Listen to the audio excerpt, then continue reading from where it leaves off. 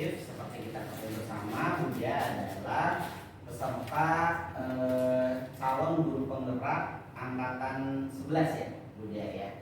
Nah, ini adalah bagian dari program pendidikan calon guru penggerak, yaitu modul 1.4. Agar lebih efektif dan efisien waktunya, silakan waktu dan tempat saya serahkan kepada Budia. Angkat Budia untuk menyampaikan diskriminasi. Assalamualaikum warahmatullahi wabarakatuh. Waalaikumsalam warahmatullahi wabarakatuh. Sebelumnya terima kasih Pak Muflis atas waktunya dan sudah berkenan mengumpulkan ibu bapak sesuai jadwal Qobah pada hari ini. Pada kesempatan hari ini, seperti biasa, tuntutan tugas utama nama bapak ibu. Jadi hari ini kita judulnya belajar bersama tentang budaya positif yang sudah sebelumnya pernah ya oleh Bu Elpi, oleh Pak Muflis, Bu Lina, dan sekarang yang ketiga kalinya masih tentang budaya positif. Nah, jadi kemungkinan Bapak Ibu juga sudah sering mendengar apa itu tentang budaya positif, dan mudah-mudahan pada kesempatan hari ini kita semakin molotov ya tentang materi tentang budaya positif dan dapat menerapkannya di sekolah kita. Kita langsung saja ya Bapak Ibu ya. Nah, sebelum kita mulai, karena sekarang jam-jamnya rawan, yuk senyum selama 30 detik. Caranya, Ibu Bapak boleh berdiri, berhadap-hadapan.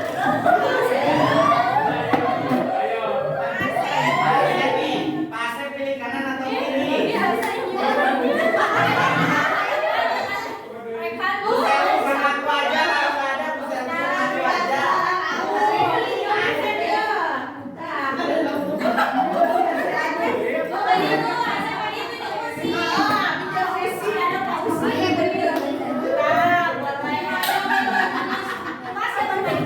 Ada yang ada pasangannya? Nah, caranya sebelum kita memulai kegiatan hari ini, mungkin sebelumnya kita terpaksa untuk senyum karena disuruh mungkin, tapi lama-kelamaan kayaknya senyum sendiri, senyum dengan sendirinya Bapak Ibu. Selama 30 detik ya. Dimulai dari tapi lihat pasangan masing-masing.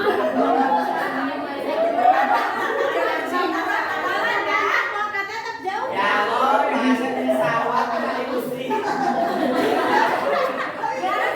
Karena jam-jam rawan ya Bapak Guru. Senyum selama 30 detik. Dimulai dari sekarang.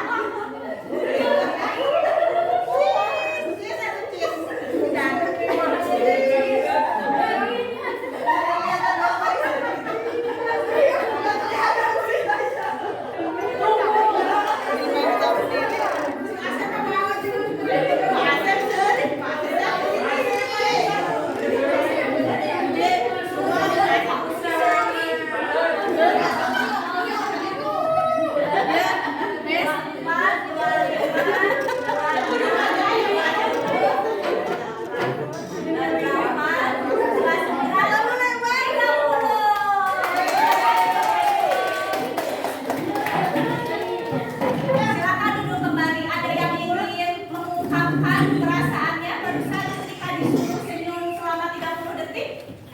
Kalau senyumnya tidak apa-apa, tapi pas melihat teman kita nih asa gimana? Sama sendiri. Awalnya kan senyumnya disuruh, lama-kelamaan agak seri-seri apa karena yang seri kan apa yang kita lihat ya. Terima kasih Bapak yang ingin Bukan itu Akhirnya sudah Pak, saya kayak corona. Ya, sekarang kita lanjut ya Bapak Ibu.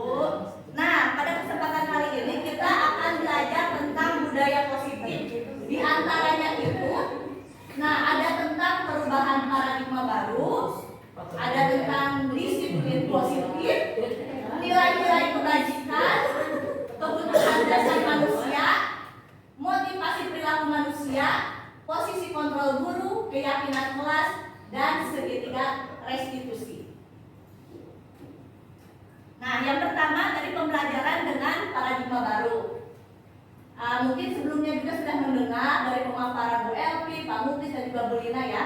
Pembelajaran paradigma baru itu merupakan pembelajaran yang dirancang berdasarkan prinsip pembelajaran berdiferensiasi, sehingga peserta didik belajar sesuai dengan kebutuhannya berdasarkan tahap perkembangannya. Dan kebetulan untuk SLB memang berdiferensiasi ya Bapak Ibu ya, dari dulu sudah disesuaikan dengan kebutuhannya atau kemampuan siswanya masing-masing. Nah, di sini ada miskonsepsi tentang teori kontrol yang tadi. Yang pertama, ilusi katanya bahwa semua penguatan positif, efektif, dan bermanfaat. Yang kedua, ilusi bahwa kritik dan membuat rasa bersalah mampu menguatkan karakter. Yang ketiga, ilusi dapat mengontrol murid. Dan yang keempat, ilusi bahwa orang dewasa berhak memaksa. Nah, selanjutnya mengubah paradigma stimulus respon ke pendekatan teori kontrol. Nah, kalau menurut stimulus respon, nah yang pertama itu realitas kebutuhan kita sama katanya. Yang kedua, semua orang melihat hal yang sama. Yang ketiga, kita mencoba mengubah orang agar berpandangan sama dengan kita. Yang keempat, perilaku buruk dilihat sebagai suatu kesalahan. Yang kelima, orang lain bisa mengontrol saya. Yang keenam, saya bisa mengontrol orang lain. Yang ketujuh, pemaksaan ada pada saat bujukan gagal. Yang kedelapan, model berpikir menang atau kalah. Nah, berbeda dengan si teori kontrol. Teori kontrol yang pertama itu bahwa realitanya itu kebutuhan kita itu berbeda. Yang kedua, setiap orang memiliki gambaran berbeda-beda setiap masing-masingnya. Yang ketiga, kita berusaha memahami pandangan orang lain tentang dunia. Yang keempat, semua perilaku memiliki tujuan, pasti ada tujuannya. Yang kelima, hanya Anda yang bisa mengontrol diri Anda sendiri. Yang keenam, Anda tidak bisa mengontrol orang lain. Ketujuh, kolaborasi menciptakan pilihan-pilihan baru. Dan yang terakhir, menurut teori kontrol ini, model berpikir menang-menang. Jika tadi menang kalah, kalau menurut teori kontrol menang-menang. Nah, langsung ke yang kedua, disiplin positif Bapak Ibu. Kan ini adalah pemaparan yang ketiga ya. Pertama, Bu Elvi sudah pernah mendengar dari Pak Muklis, Bu Lina. Boleh siapa yang ingin berpendapat? Pasti bukan hal yang pertama tentang disiplin positif. Ada yang mau berpendapat? Boleh Bapak Ibu. Naon cenah disiplin positif teh?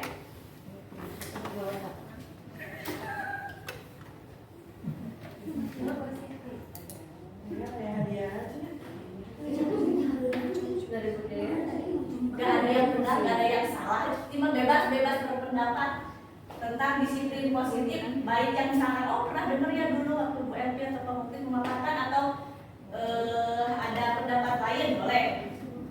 Kira-kira tentang disiplin positif apa?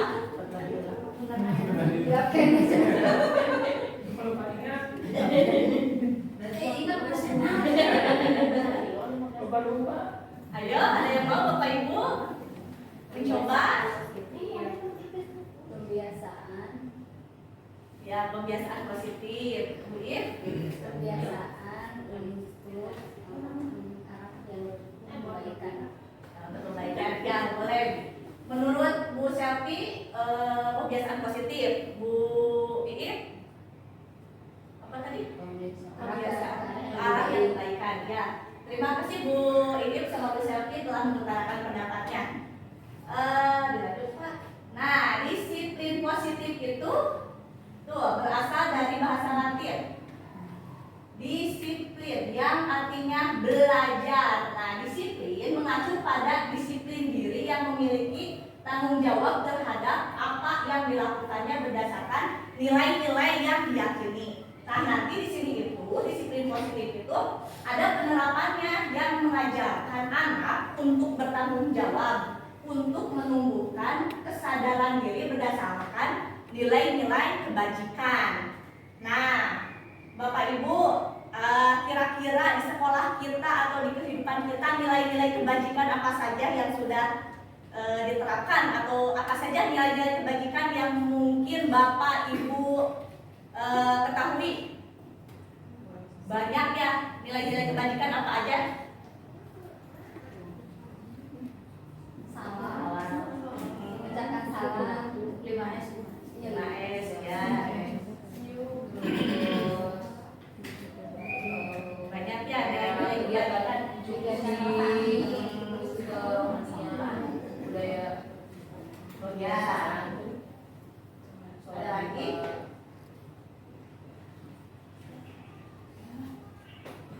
Nah, di sini sebagai seorang pendidik, tujuan kita adalah menciptakan peserta didik yang memiliki disiplin diri sehingga mereka berperilaku mengacu kepada nilai-nilai kebajikan tersebut dan memiliki motivasi intrinsik dari dalam diri ya, dalam perubahan-perubahan perilaku ke arah yang lebih baik. Nah, diantaranya nilai-nilai kebajikan itu yang berhubungan kalau sekarang itu dengan kurikulum merdeka, pasti selalu ada ada nilai-nilai kebajikannya. Diantaranya,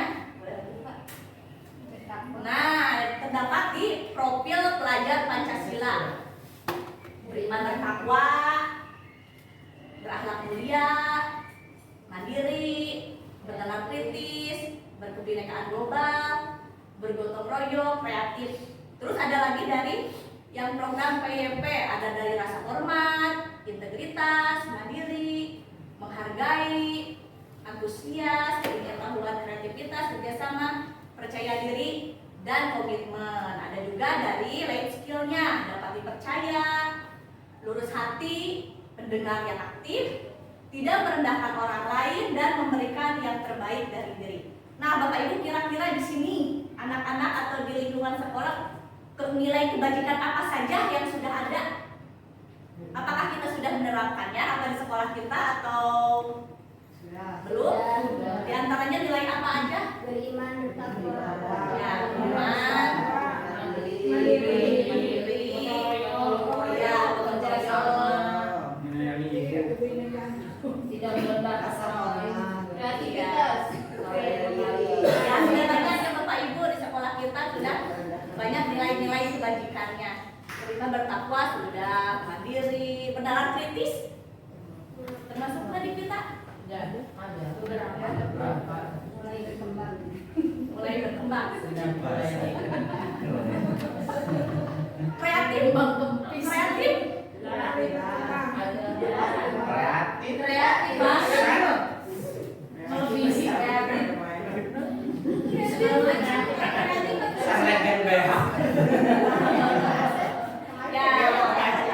sudah banyak ya Bapak Ibu.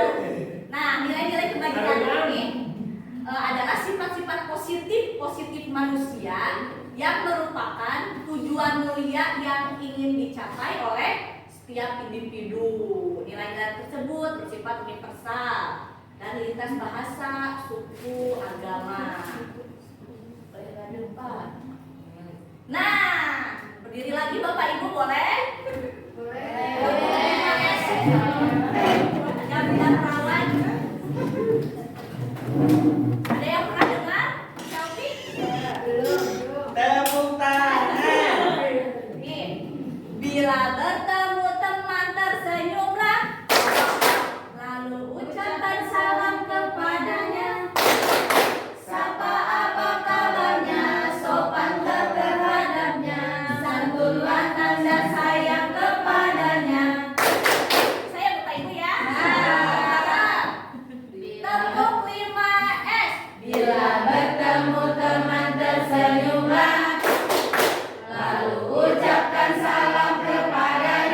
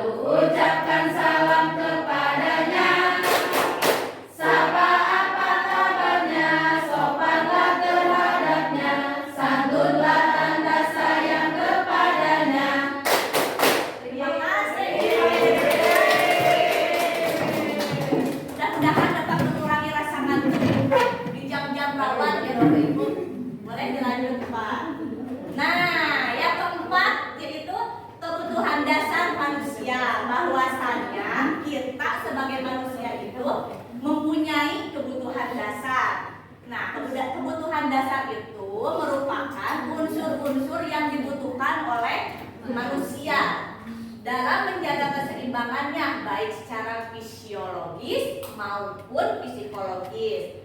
Hal ini tentunya bertujuan untuk mempertahankan kehidupan dan kesehatan. Lagi nanya lagi, kira-kira kebutuhan dasar kita sebagai manusia apa yang kita butuhkan Bapak Ibu? Makan. Makan, betul. Lagi ya? Duit. Disayang butuh nggak Bapak Ibu? Diperhatikan? Kebutuhan apa lagi? Tadi ada makan, perhatian Pak Asep. Diperhatikan Pak Asep butuh? Pak Asep disayang butuh? Ada lagi? Kebutuhan apa? Ditransfer butuh? Bisa. Iya, butuh rekreasi, betul Mika. Butuh rekreasi, bisa jajan. Nah itu semua adalah salah satu kebutuhan dasar kita sebagai manusia. Mika butuh shopping.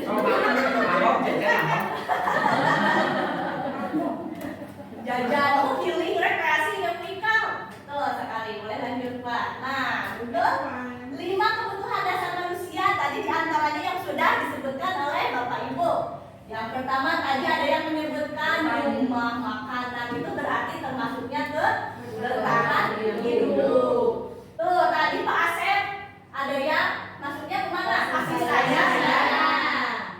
Kasih sayang dan rasa diterima, keinginan untuk tetap terhubung tuh dengan orang lain seperti teman, keluarga, pasangan hidup, OTW ya Pak Asep, teman dan kelompok di mana kita tergabung. Segi kurayaannya Pak Asep. Ada lagi tadi Bu Ika bermain, humor, antusiasme dan tertawa masuk kesenangan. Rekreasi bisa bermain. Ada lagi kebutuhan dasar kita itu sebagai penguasaan, yaitu keinginan untuk dianggap berharga, bisa membuat perbedaan, pencapaian, kompeten, diakui dan dihormati. Ada yang butuh? Kita butuh nggak Bapak Ibu?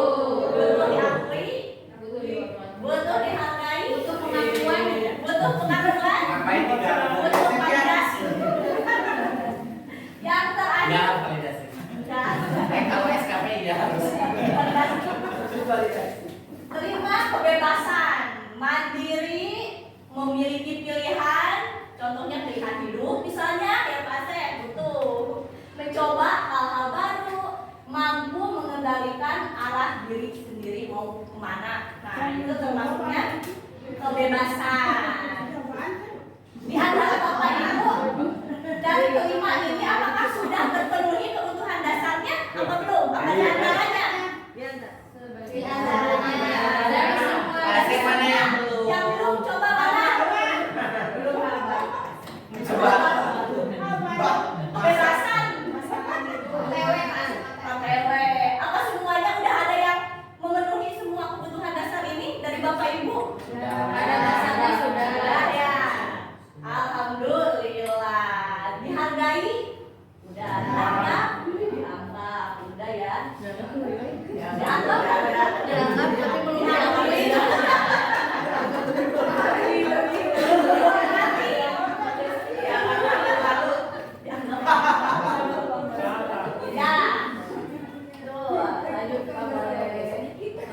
Nah, lanjut ke poin nomor 5, motivasi perilaku manusia. Ini saya mau mencontohkan misal Bapak Ibu datang ke sekolah itu awal lebih pagi. Kira-kira motivasinya itu termasuk ke yang mana? Apakah Ibu Bapak datang pagi-pagi ke sekolah itu termasuknya motivasi ekstrinsik atau intrinsik? Kalau misalkan Bapak Ibu datang pagi-pagi ke sekolah itu untuk menghindari hukuman atau ketidaknyamanan dan untuk mendapatkan imbalan atau penghargaan dari orang lain, berarti Bapak Ibu termasuk ekstrinsik. Saya main dan datangnya siang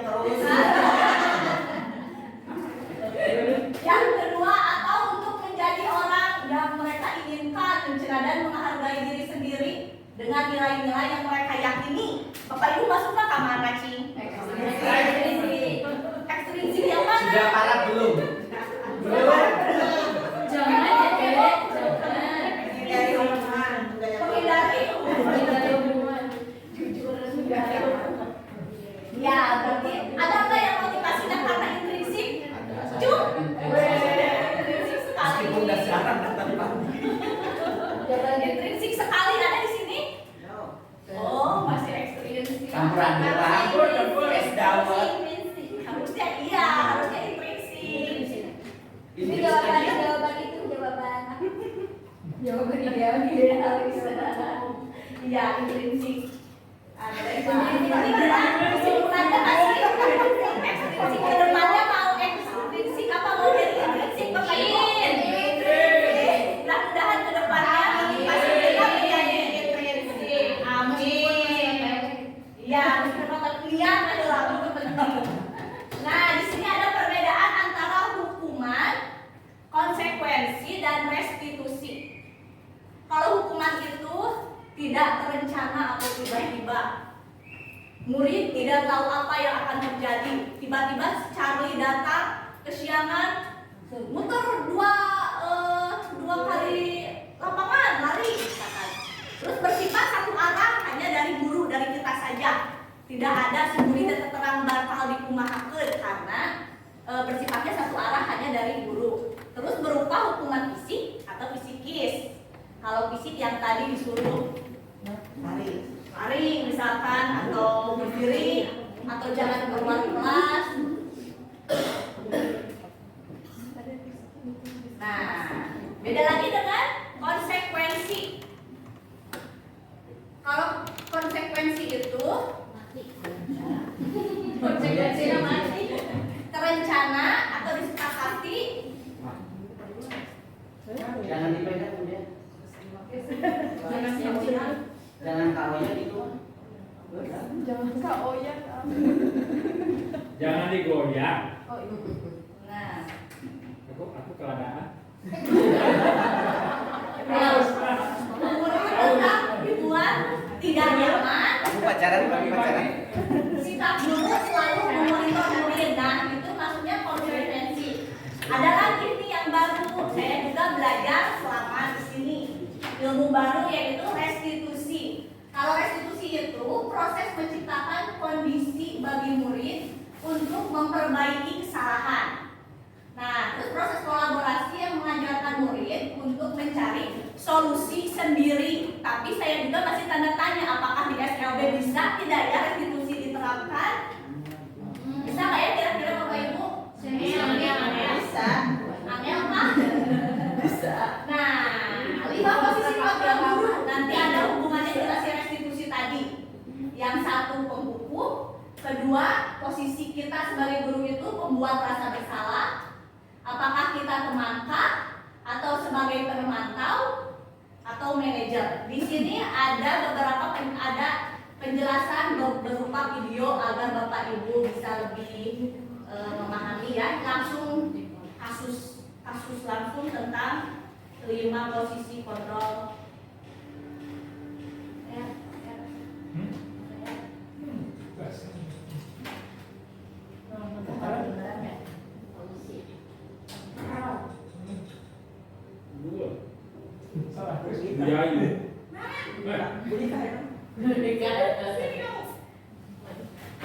Penghukum, salah satu contoh kasus penghukum Bapak Ibu. Nanti kita kira-kira termasuk kemana refleksi diri boleh.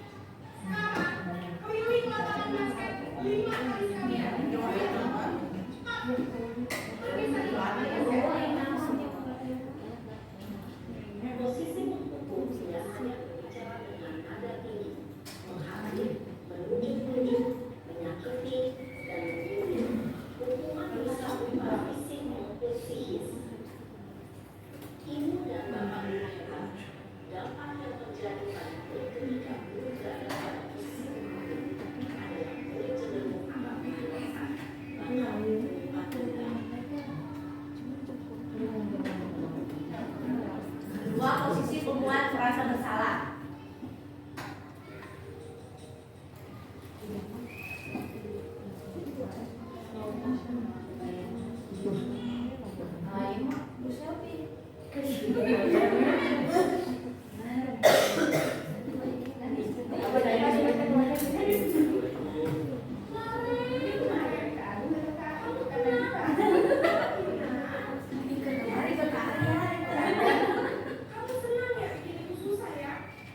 Bu Yayu ya kan? Kantor dia ini.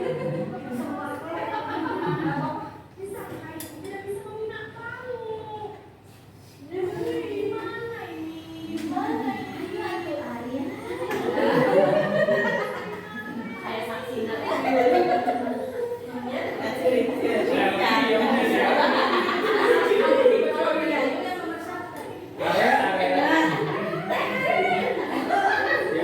Nyari kasih serial.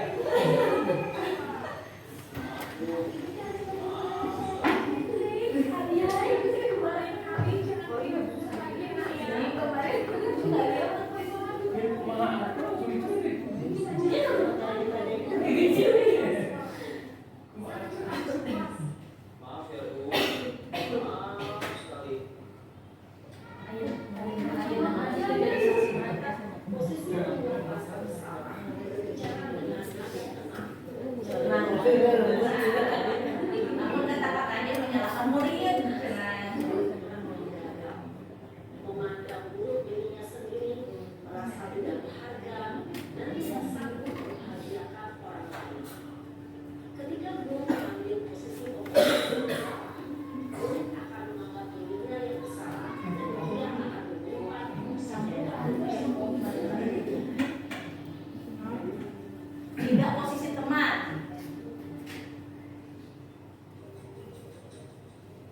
Coba siapa yang dibahas ya?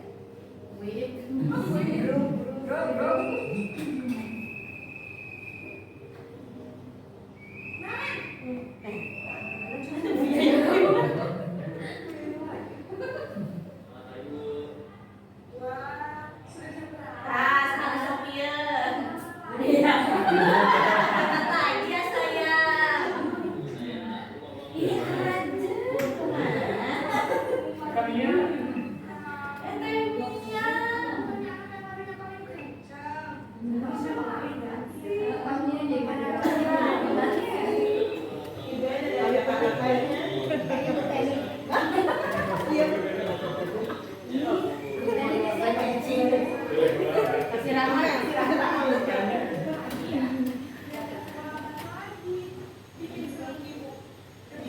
Demi ibu.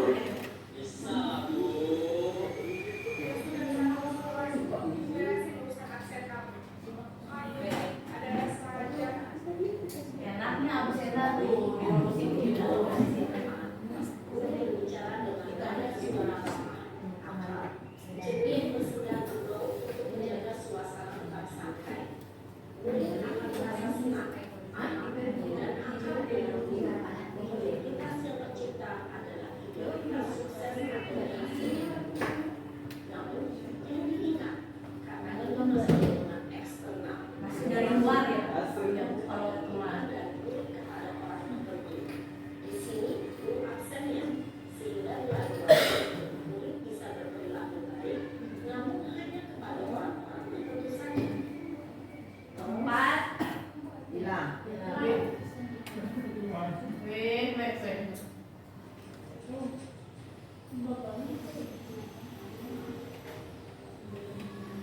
Pemantau, tempat pemantau, posisi pemantau.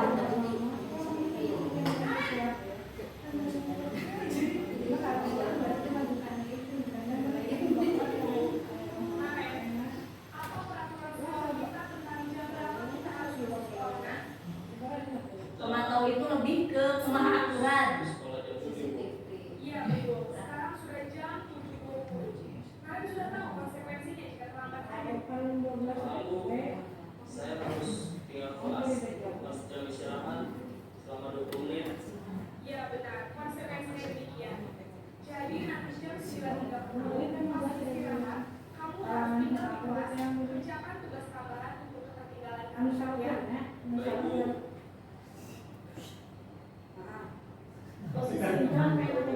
menggunakan penghitungan atau data untuk mengontrol murid. Menentukan murid berdasarkan peraturan yang dibahas. Seorang pemantau menunjukkan bahasa tubuh dan ekspresi wajah yang datar dan cenderung formal. Nah, yang terakhir posisi manajer.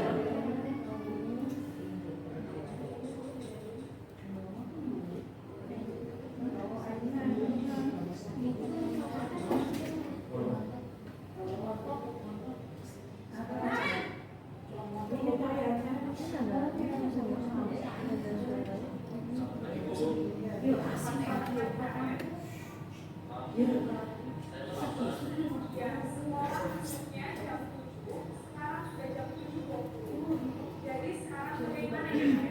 Maaf Bu, saya lupa saya semalam. Baiklah, menurut kamu, keyakinan sekolah yang mana yang perlu kamu tingkatkan?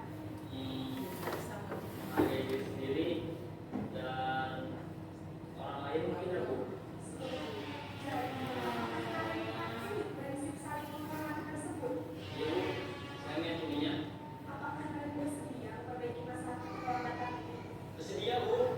Bagaimana memperbaiki masalah kehormatan ini?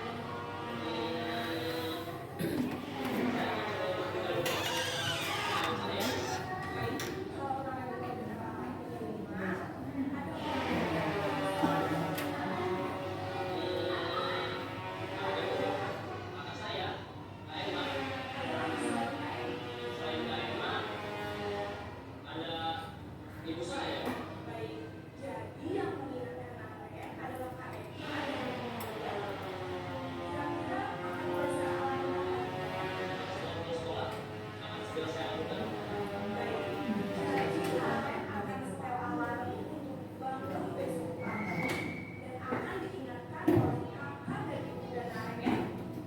Ada lagi yang perlu dilakukan agar tidak terlambat lagi.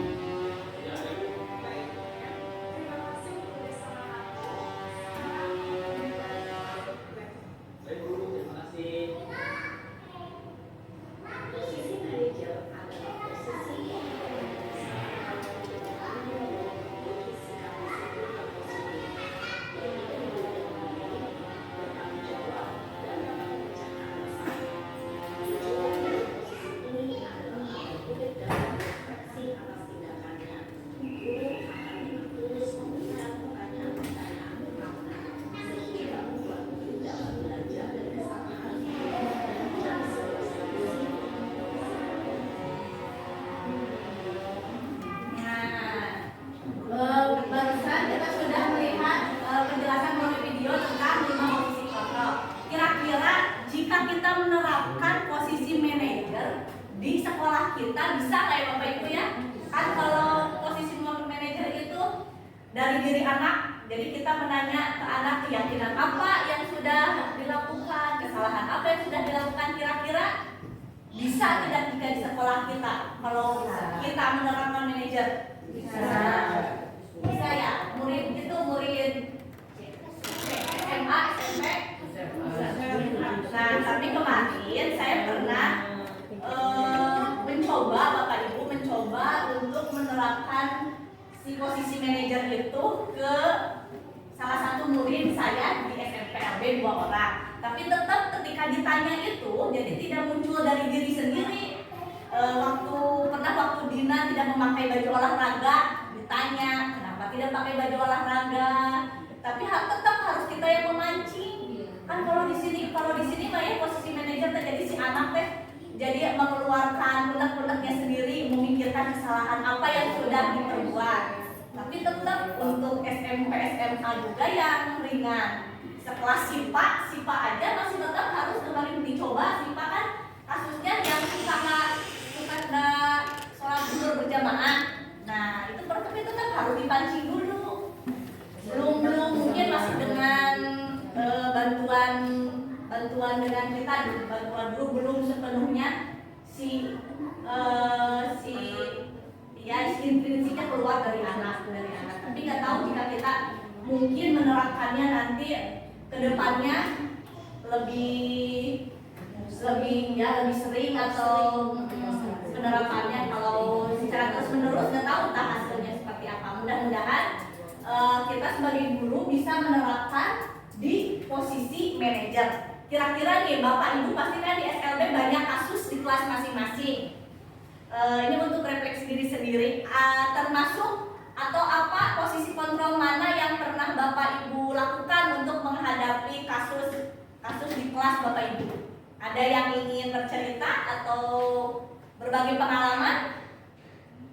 Apakah Bapak Ibu pernah kasus muridnya menggunakan posisi sebagai teman kah, atau sebagai pemantau atau penghukum, langsung disuruh lari, disuruh diam di kelas? Ada yang mau berbagi Bapak Ibu atau udah ada yang manajer? Udah mencoba manajer, ada yang mau berbagi pengalaman?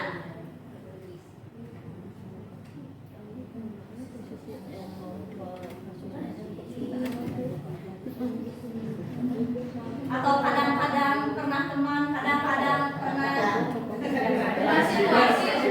mahasiswanya fleksibel, akhirnya jadi teman, turun jadi pemantau, ya sama saya juga masih gitu. Karena ternyata mencoba untuk manajer ini di SLB ya masih sulit ya. Iya, apalagi barusan kan sudah lihat ya Bapak Ibu tentang penjelasan 5 posisi kontrol. Nih kira-kira posisi kontrol apakah aku? Saya kecewa sekali dengan kamu. Dari 5 tadi merasa bersalah, membuat merasa bersalah. Iya betul.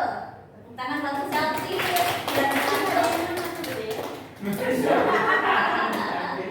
Nah, posisi kontrol apakah aku? Kamu tidak pernah benar melakukannya. Apa sih? Kamu tidak pernah benar melakukannya. Sip, terima kasih. Ketiga, posisi kontrol apakah aku? Ayolah lakukan demi Bapak atau Ibu. Tadi ada yang teman bestie banget ya mah teman. Lagi, posisi kontrol apakah aku? Kamu tidak akan mendapat nilai jika tidak mengerjakan tugas.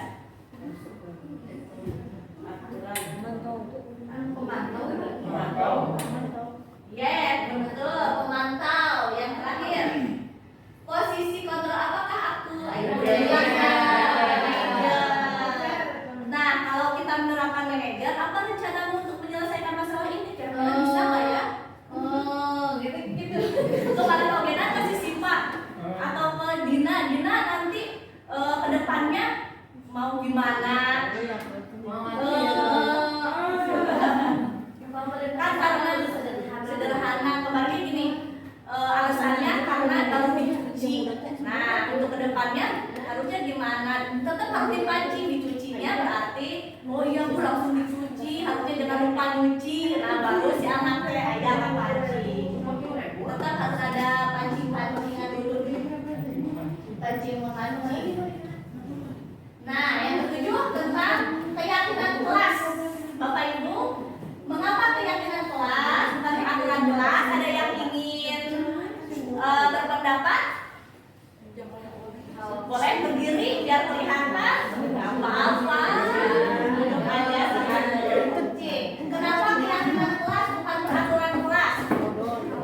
Kelas semuanya menyepakati dan meyakini bahwa itu baik dan harus dilakukan. Kalau peraturan itu kayak yang sesuatu gitu. Jadi ada yang setuju, ada yang tidak. Kamu harus setuju, kalau tidak mau. Iya. Tuh, terima kasih bantu selfie.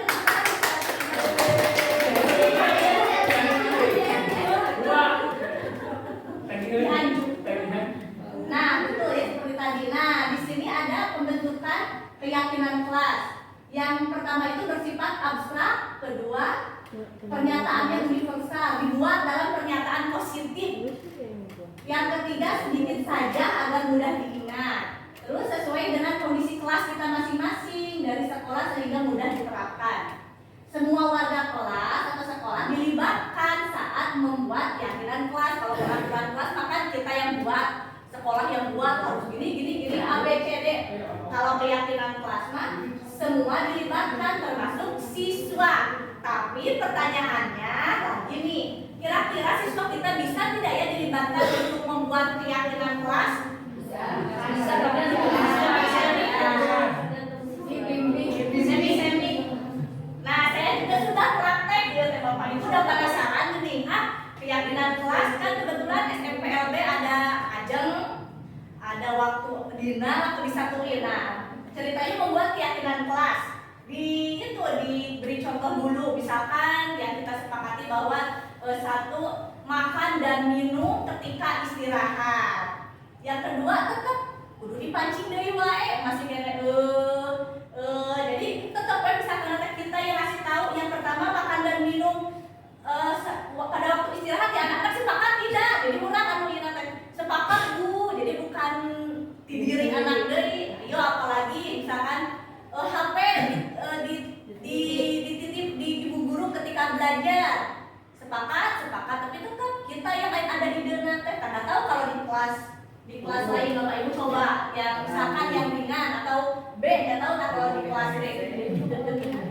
Kalau di kelas B dan di SMP masih kene dipancing. Nah, si pernyataannya itu harus positif kan. Kalau dulu itu kan ada kata tidak boleh, misalkan tidak boleh makan dan minum di dalam kelas. Nah, diganti kalau si keyakinan kelas itu tidak boleh, jadi makan dan minum ketika istirahat. Terus misalkan keluar kelas seizin Bapak Ibu. Jadi yang positifnya yang dibuat kata-katanya tidak boleh negatif, tidak boleh itu diganti jadi yang positif.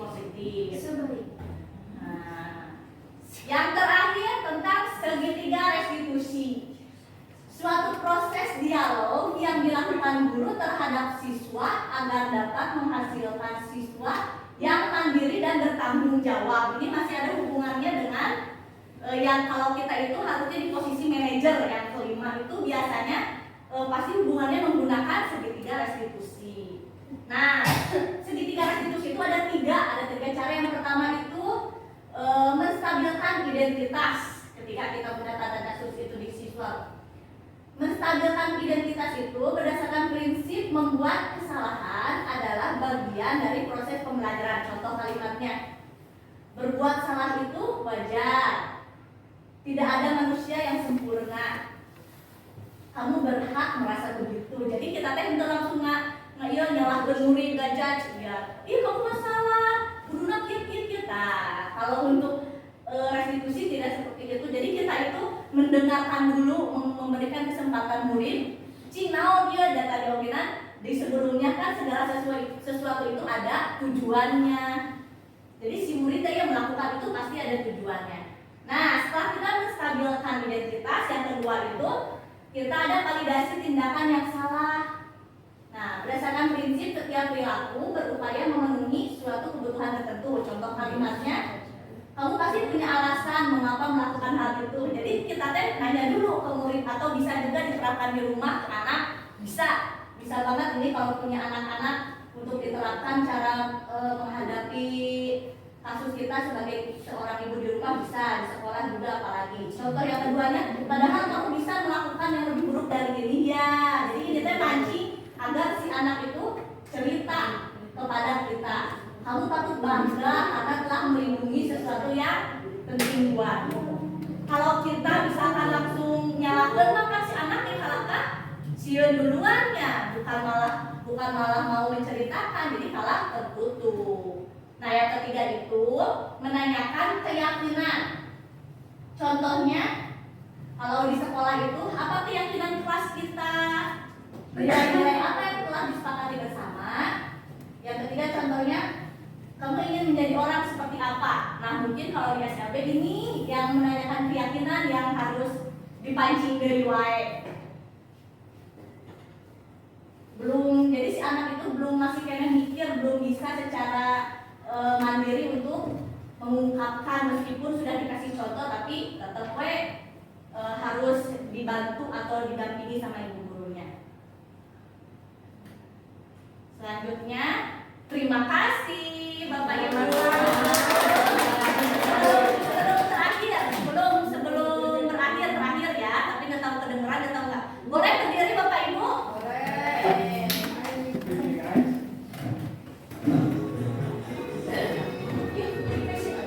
Boleh ikuti sebelum keluar.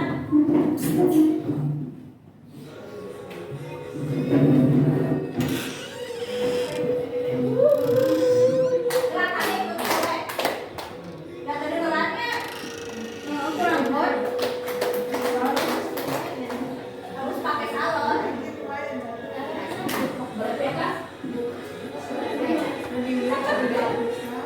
Lebih